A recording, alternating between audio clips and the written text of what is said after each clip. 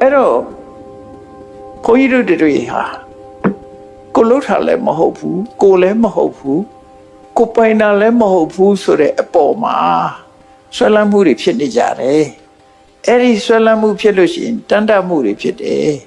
တန်တမှုဖြစ်လို့ရှိရင်ဘာဖြစ်တုံးဆိုလို့ရှိရင်တန်တမှုဖြစ်လို့ရှိရင်ဘာဖြစ်တုံးဆိုရင်ဆွေမှုတွေနော်စိတ်ပင်ပန်းမှုတွေတောကတွေအကုန်ဆက်လာတာအဲ့တော့မြတ်စွာဘုရားတရားတော်ကဝိပဿနာရှုခိုင်းတာကအမှန်မြင်မှုရှုခိုင်းတယ်သင်္ကုတ်ကြီးကိုသင်္ကုတ်ကြီးလို့မြင်မှုချိုးခွေကိုချိုးခွေလို့မြင်မှုကျိုးကိုကျိုးလို့မြင်မှုရုပ်ကိုရုပ်လို့ပဲမြင်မှုနာမ်ကိုနာမ်လို့ပဲမြင်မှုကိုယ့်အကိုရှုမှတ်ကြည့်ပါတကယ်ကိုယ့်ကိုတကယ်စူးစိုက်ကြည့်ပြီးတော့ဒါရုပ်တရားကြီးပဲဖြစ်ပြီးပြတ်သွားမှာပဲငါလည်းဘာမှမတတ်နိုင်ဘူးသူပြတ်ချင်ကြရင်ပြတ်မှာငါဘယ်လိုမှတားလို့မရဘူးနော်သူကသူအစဉ်ပြေးနေတဲ့အခါကျတော့ကိုယ်သဘောကျဖြစ်နေတယ်လို့စိတ်ကထင်းနေတာတနေ့ဖောက်လာပြီဆိုရင်ကိုယ်သဘောလုံးဝမလိုက်တော့ဘူးအဲ့ကြနော်ကျောကဖြစ်သွားတယ်ဆိုတော့ကိုဖြစ်ချင်လို့ဖြစ်တတ်မှာမဟုတ်တာအဲ့ကြကိုယ်သဘောလိုက်သေးလားဆိုမလိုက်ဘူးဒါပေမဲ့ကိုတစ်သလုံးထင်လာတာကိုယ်သဘောလိုက်တယ်လို့ထင်တယ်ကိုကလို့ထင်လာအေးပြက်ပြီဆိုတဲ့အခါကျကိုယ်ဘာမှမတတ်နိုင်အဲ့လိုလွတ်လိုက်ရအဲ့ကြနောက်ကျသွားပြီဒါကြောင့်မို့ကျွတ်တင်ပြီးတော့အစားရတဲ့အမှန်မြင်အောင်ကြိုးစားတာမမြင်အောင်ကြိုးစားအဲ့တော့ဒီသုတ်တံမှာမြတ်စွာဘုရားအဲ့ဒါကိုဟောလို့ရင်ပြန်ပြောမယ်ဥပါဒါပရိတတနာနော်အနုပါဒါအပရိတတနာဆွဲလန်းခြင်းကြောင့်တန်တမှုဖြစ်တယ်တရန္တာရဖြစ်တယ်တန်တမှုဖြစ်တယ်မဆွဲလန်းခြင်းကြောင့်တန်တမှုမဖြစ်ဘူးတန်တမှုမဖြစ်ရင်တောကမဖြစ်ဘူးတန်တမှုဖြစ်ရင်တောကဖြစ်မယ်ဟောဒီဟာကိုဒီသုတ်တံမှာမြတ်စွာဘုရားဒါခန္ဓာဝက္ခတန်ယုံမှာမြတ်စွာဘုရားဟောတဲ့ဥပါဒါပရိတတနာသုတ်ဆိုတာမြတ်စွာဘုရားကဉာဏ်တော်တွေကိုခေါ်တာဝိပဿနာတရားဟောတာဝိပဿနာတရားဟောတယ်ဆိုတာဒီအထူးဆန်းမဟုတ်ဘူးကိုယ်ခန္ဓာကိုယ်မှာတကယ်ရှိတာကိုသိအောင်ဟောတာမရှိတာတွေကိုရှားကြံပြီးရှုခိုင်းတာမဟုတ်ဘူးအမှန်မြင်အောင်လုပ်ခိုင်းတာအဲ့တော့မြတ်စွာဘုရားတာဝတိမြို့ကယဟန်တော်တွေကိုဥပါဒါပရိတတနေသာဩဘိက္ခွေတေတ္တာမိအနုပါဒါအပရိတတနေသာဒါဘုရားပြောတဲ့စကားလုံးအတိပ္ပယ်ကဘာလို့ယဟန်တို့ဆွဲလန်းလို့တရန္တာရဖြစ်ရတယ်ဆိုတာရဲ့မဆွဲလန်းရင်တရန္တာရမဖြစ်ဘူးဆိုတာရဲ့ဒီနှစ်ခုကိုငါရှင်းပြမယ်တဲ့တန်တုနာထနာထောင်ညာတာရုကမနတိကရောထကောင်းကောင်းနှလုံးသွင်းထားကြစိတ်ဆိုင်ပြီးတော့နားထောင်ညာဆိုတော့ယဟန်တွေကကောင်းပါပြီအဲ့မှာမြတ်စွာဘုရားဆက်ဟောမြတ်စွာဘုရားဆက်ဟောတာကဥပါဒါပရိတတနာတန်တခြင်းကြောင့်ဆွဲလန်းခြင်းကြောင့်တရန္တာရဖြစ်တဲ့ဆိုတာဘယ်လိုလဲဆိုခုနပြောခဲ့တဲ့အကျမ်းမြင်ရှင်းပြခဲ့တဲ့အတိုင်းပဲခန္ဓာ၅ပါးကိုတန်တာခန္ဓာ၅ပါးကိုငါလို့ထင်တာငါလို့ထင်တယ်အဲ့ဒီမှာတော့မြတ်စွာဘုရားတက္ကာယဒိဋ္ဌိ20နဲ့ဟောထားတာတက္ကာယဒိဋ္ဌိဆိုတာ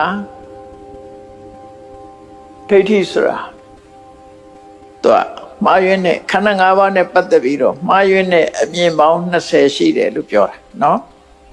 ဒီစကားလုံးကတော့ကြားဖို့နေကြမှာပါတရားနာတဲ့အခါမှာတက္ကာယဒိဋ္ဌိတက္ကာယဒိဋ္ဌိဆိုတက္ကာယဆိုတာခန္ဓာ၅ပါးဒိဋ္ဌိဆိုတာခန္ဓာ၅ပါးနဲ့ပတ်သက်တဲ့မှားယွင်းတဲ့အမြင်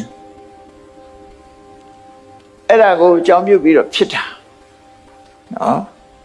ဒီသုတ္တမတက္ကာယဒိဋ္ဌိ20လို့ဆိုပေမဲ့လို့တဏှာလည်းပါတယ်နော်ဒိဋ္ဌိတယ်မဟုတ်ဘူးတဏှာလည်းပါ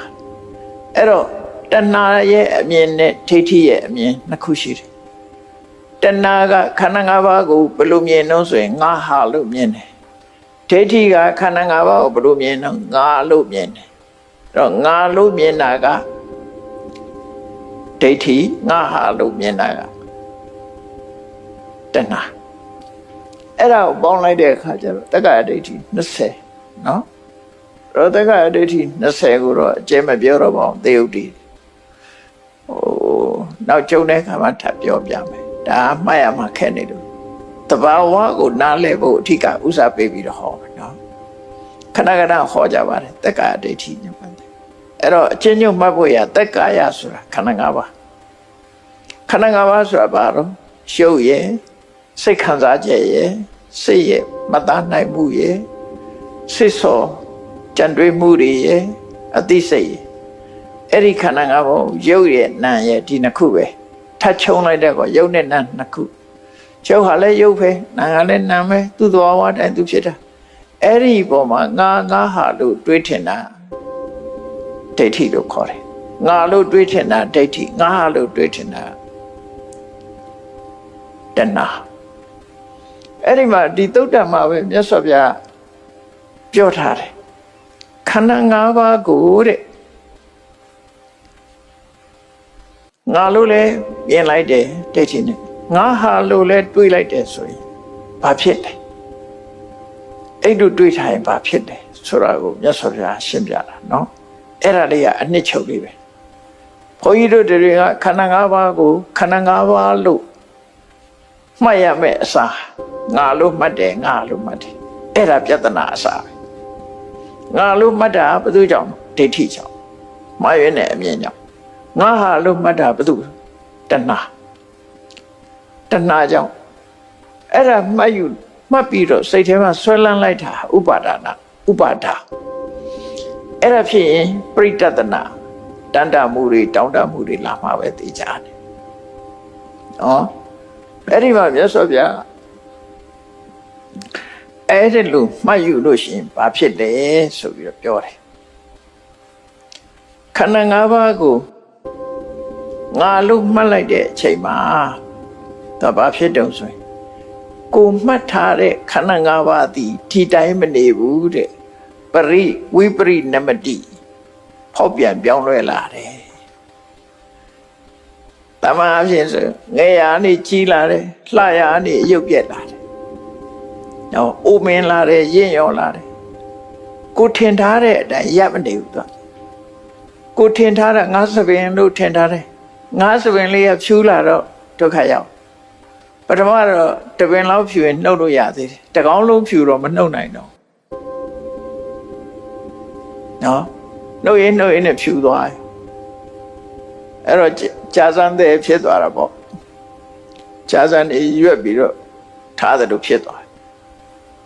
ဒီလိုပဲအသားရည်ကလည်းရော့လာလို့ရှိရင်ပိုတောက်လေးထိုးလိုက်ဝါလေးနဲ့ဖိလိုက်ဒါလေးနဲ့ဖိလိုက်နဲ့လုပ်တယ်အဟုတ်ရော့လာပြီဆိုတော့အခါကျဘာလုပ်လို့မရတော့ပေရီတွန်းလာသွားလဲကျိုးတဲ့အခါသွားဆိုင်လိုက်နောက်ဆုံးကျတော့တချိုးပကျိုးဖြစ်သွားတချိုးပကျိုးဖြစ်ရုံပဲမကဘူးမေးရရှေ့ထိုးလာစကားပြောတော့မပြီးတော့အိုကြီးကမှရုပ်တွေပေါ်လာတယ်အဲ့ဒီလိုဖြစ်လာမယ်တဲ့ရုပ်ဆိုတာအဲ့လိုဖြစ်တာအဲ့ဒါလိုပဲစိတ်ခံစားမှုတွေကလည်းပျော်ရွှင်မှုတွေကသိမရှိတော့ဘူးစိတ်ညစ်စရာတွေကြီးပဲစိတ်ညစ်စရာတွေဖြစ်လာတဲ့ဝေဒနာစိတ်ခံစားမှုကလည်းရော့ကျလာတင်ညာမှတ်ညာကလည်းပြက်လာဟိုလေးမမှတ်မိဒီဟာလေးမမှတ်မိဟိုလေးပျောက်တာလေးပျောက်နေဖြစ်လာဒါတင်ညာပြက်လာတာနောက်သင်္ခါရဆိုတာလေသင်္ခါရဆိုတာစိတ်ဆော်မှုတွေတွေးတောမှုတွေကြံစည်မှုတွေအလုံးကိုပေါင်းခေါ်ထားတာစေတသိက်တွေကိုပေါင်းခေါ်ထားအဲ့ဒါတွေကလည်းရော့လာတယ်ဝိညာဏဆိုတဲ့အသိစိတ်ကလည်းရော့လာအဲ့တော့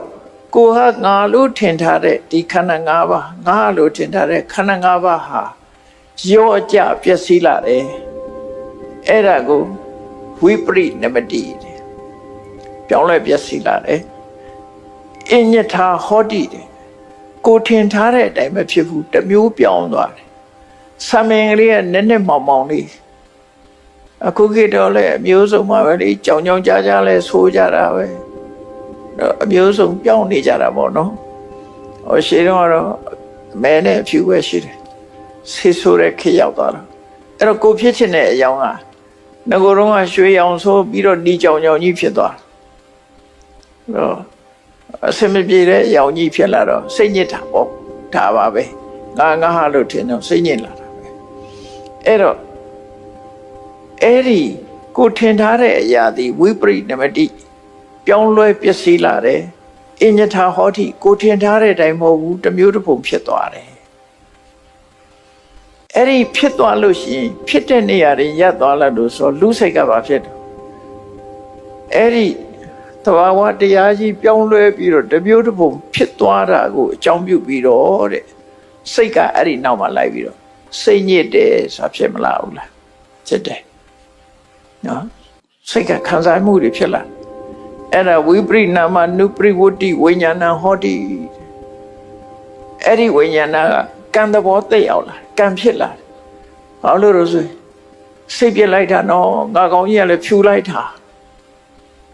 ပေးရလည်းတွန့်လာပြီစိတ်ပြစ်เสียကြီးမိတ်ကနဲ့လှုပ်လို့ကလည်းမရတော့ဘူးစိတ်ပြစ်ကြပြီလေအဲ့ကျစိတ်ပြစ်လာ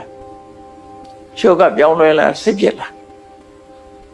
ပြင်းနဲ့အလှပြင်းနဲ့အယုတ်ဆိုးတွေဖြစ်လာတဲ့အခါမှာဒါတော့အမျိုးသမီးတွေကြီးစောင်းပြောသလိုဖြစ်နေတယ်ဘယ်သူရုပ်ပြောဖြစ်ဒီတိုင်းပါပဲနော်အားလုံးပြင်းနဲ့ပြက်လာပုံစံကမှန်တော့အဲ့လိုဖြစ်လာတဲ့အခါကျတော့ကြိုးစားမှုတွေဖြစ်လာတယ်ပြုပြင်ခြင်းနဲ့ကြိုးစားမှုတွေဘာတွေဖြစ်တော့စိတ်တိုးလာတယ်နော်အကောင်းကိုပြန်လိုချင်လာတယ်ငယ်ဘဝကိုပြန်သွားခြင်းနေပြန်တယ်အဲ့ဒါတွေကဝိညာဏလို့ခေါ်တယ်ပျက်စီးမှုကိုအကြောင်းပြုပြီးတော့သူစိတ်တွေကအဲ့လိုဖြစ်လာတယ်အဲ့ဒါကိုမြတ်စွာဘုရားဘယ်လိုခေါ်တော့ဆိုဝိပရိနာမနုပရိဝတ္တိဝိညာဏဟောတိတဲ့ပျက်စီးတဲ့နောက်ဖြစ်ပေါ်လာတဲ့ဒီစိတ်ရဲ့လှုပ်ဆောင်မှုတွေပေါ်လာတယ်တဲ့အဲ့လိုပေါ်လာပြီးတော့ဘာဖြစ်တော့ဆိုရင်ဝိပရိနာမနုပရိဝတ္တိစာပရိတတနာအပျက်စီးမှုကိုအကြောင်းပြုပြီးတော့ဖြစ်ပေါ်လာတဲ့စိတ်တွေဟာတဏ္ဍာရကောင်းတော့ဟာပြန်တန်းတာနေပြန်နော်အကောင်းကိုပြန်တန်းတာလာတန်းတာတဲ့စိတ်ဖြစ်လာတွေ့တာလို့တန်းတာတာဖြစ်တယ်တန်းတာရဆိုဆုံးရှုံးသွားရင်တန်းတာရလေသူကအဲ့ဒီတန်းတာမှုတွေဖြစ်လာတယ်တဲ့အဲ့တန်းတာမှုဖြစ်လာလို့ရှိရင်ဘာတွေဖြစ်တုံဆိုတန်းတာမှုဆိုတဲ့ဖြစ်တယ်လို့တခြားအကုသိုလ်စိတ်တွေလည်းဝင်လာတယ်တခြားအကုသိုလ်စိတ်တွေလည်းဖြစ်လာတယ်အဲ့ဒါကိုဓမ္မသမုပ္ပါဒလို့ခေါ်တယ်အဲ့ဒီတန်တမှုတွေတခြားအကုသိုလ်စိတ်တွေကဘာဖြစ်တော့ဆိုစိတ်တံပရိယာဒာယဒိဋ္ဌံတိတဲ့ကုသိုလ်စိတ်ကိုဆိုးပိတ်ပြီးတော့ထားလိုက်ကြတယ်စိတ်ကောင်းနှလုံးကောင်းမလာတော့ဘူးစိတ်ညစ်တယ်စိတ်ပြက်တယ်မကြည်မနှက်တွေဖြစ်နေတယ်တဲ့အဲ့ဒါတွေလွှမ်းမိုးလာတယ်ကောင်းတဲ့စိတ်တွေကိုချုပ်ကင်ထားသလိုဖြစ်သွားတယ်အဲ့ဒီလိုဖြစ်လာလို့ရှိရင်ဘာဖြစ်တော့ဆိုစေတသောပရိယာဌာနာစိတ်ကောင်းနှလုံးကောင်းတွေကုန်ခန်းသွားတဲ့အခါမှာဥဒ္ဒတဝါနော်ငါမှဖျက်လေခြင်းဆိုတဲ့ဟာတွေပေါ်လာတယ်အမှအရင်တော့ဒီလိုမဟုတ်ဘူးခုတော့ဖျက်လေခြင်းဆိုစိတ်ထဲမှာပူလောင်မှုတွေဖြစ်လာတယ်နော်ဝိကာတဝါစိတ်ထဲမှာပင်ပန်းနေတယ်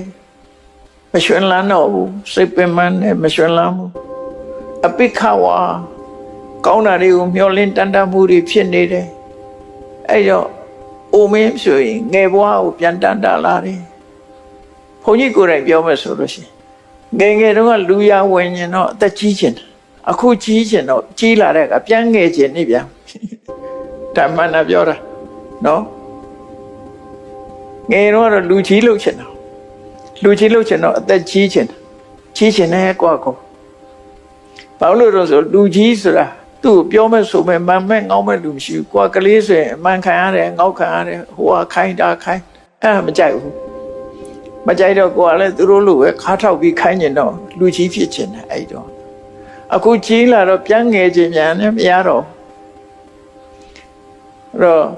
ငယ်တော့လည်းကြီးချင်လို့မရဘူးကြီးတော့လည်းပြန်ငယ်ချင်လို့မရဘူးရလားမရဘူးအဲ့ဒါကိုပြောအပိခဝါ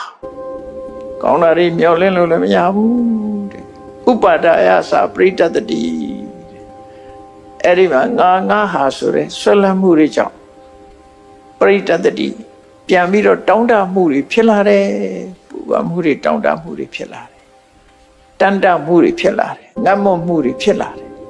အဲ့တော့စိတ်ခံစားမှုကြီးအပဲကောင်းတော့မှာတော့ဗောနော်အဲ့လိုဖြစ်တာကိုပြောတယ်အဲ့တော့မြတ်စွာဘုရားခေါ်လို့ရင်ကိုဒီစကလုံးနှလုံးနဲ့ဒါအနှစ်ချုပ်ပြီးတော့ပြောပြတာအဲ့တော့ကိုလုံးအမှာပါတော့ဆိုလို့ရှိရင်မြတ်စွာဘုရားအနောက်ကဖြေဟောတာအနုပါဒာအပရိတတနာဆွဲလန်းမှုကိုဖျောက်တော့ဆွဲလန်းမှုမရှိမှခုနဒီအဖြစ်အပျက်တွေပျောက်မှာတဲ့အဲ့တော့ဆွဲလန်းမှုကိုဖျောက်ဆိုဘာနဲ့ဖျောက်အောင်ပါတော့ရှုပ်ကိုရုပ်လိုပဲမှတ်ထားနာမ်ကိုနာမ်လိုပဲမှတ်ထားငါလိုမမှတ်နဲ့ငါလိုမထင်နဲ့ကြိုးစားပြီးတော့ဝိပဿနာဉာဏ်မြင်ရအောင်ကြိုးစားအဲ့ဒါလို့ထားလို့ရှိရင်အခုပြောတဲ့ပြဿနာတွေမရှိတော့နော်အိုးလိုက်ရင်လည်းငါအိုးတာမဟုတ်ဘူးယုတ်တရားအိုးတာနန္တရားအိုးတာပြက်သွားရင်လည်းငါပြက်တာမဟုတ်ဘူးယုတ်တရားနန္တရားပြက်တာငါဟာပြက်တာလည်းမဟုတ်ဘူးငါနဲ့ယုတ်တရားနန္တရားတွေနဲ့ခွဲထားလိုက်ခွဲထားလိုက်ရင်တောကတက်တာသွားပြီအဲ့လိုမှမဟုတ်ရင်ငါမှဖြစ်ရလေချင်းငါမှဖြစ်ရသလားသူများတွေကြတော့ပြောရွှင်တယ်ငါကြမှဖြစ်ရသလားမဟုတ်သူတို့ပဲအလုံးဟာနော်အလုံးဟာဖြစ်ကြမှာရှိပဲအဲ့ဒါလို့မမှန်ကန်ကန်နှလုံးသွင်းနိုင်ဖို့ရသော်ဗျာဒီသုတ်တံကိုဟောတာဖြစ်ပါတယ်ဒါကြောင့်တရားချစ်ခင်သူတော်စင်ပြိဿအပေါင်းတို့ဒီနှစ်ခုဟာရသော်ဗျာကဒီတဒန္တရဖြစ်ရခြင်းဟာဒီဆွဲလန်းမှုကြောင့်ဖြစ်တယ်ဒိဋ္ဌိနဲ့တဏှာမှားယွင်းတဲ့အမြင်နဲ့ဆွဲလန်းခြင်းငါဟာလို့သိမ့်ပိုက်လို့တဲ့တဏှာနဲ့ဆွဲလန်းခြင်းအဲ့ဒီဆွဲလန်းမှုနှစ်ခုသည်တန်တမှုကိုဖြစ်ပေါ်စေတယ်အဲ့ဒီဆွဲလန်းမှုမရှိဘူးဆိုလို့ရှိရင်တန်တမှုကိုဖြစ်စေအဲ့ဒီအကြောင်းနဲ့အကျိုးကိုမြတ်စွာဘုရားဟောတာဘာရှုလို့မဟောဘူးဘာရှုလို့မဟောဘူးဆိုတာကောက်ချက်ချခြင်းရှုဝေဒနာသင်ညာသင်္ခါရဝိညာဉ်ဆိုတဲ့ခန္ဓာ၅ပါးကိုငါလို့မမြင်နဲ့ငါဟာလို့လည်းမမြင်နဲ့နော်ရှုဝေဒနာရုပ်ဝေဒနာလို့ပဲမြင်ဆိုဒါဝိပဿနာအမြင်ဖြစ်အောင်ကြိုးစားအမှန်မြင်ဖို့ကြိုးစားဆိုတဲ့သမ္မာဒိဋ္ဌိဝိပဿနာသမ္မာဒိဋ္ဌိအမြင်ရဖို့မြတ်စွာဘုရားဟောကြားတာဖြစ်တယ်မှန်မြင်ဖို့ဟောတာပဲဖြစ်တယ်ဒါကြောင့်တရားချစ်ခင်သူတော်စင်ပြိဿပေါင်းအမှန်မြင်ခြင်းအပြင်ကိုယ့်ရဲ့ဒီတန်တခြင်းစိတ်ပူလောင်ခြင်းဆင်းရဲဒုက္ခရခြင်းဆိုတာဒီမဖြစ်ရအောင်ကာဝယ်တတ်သိနိုင်တာဟာဝိပဿနာဉာဏ်ပဲဖြစ်တယ်ဆိုတာကိုယ်စီမှတ်သားပြီးတော့ဝိပဿနာအမြင်နဲ့ကိုယ့်ဘဝကိုရှုမြင်နိုင်ကြပါစေ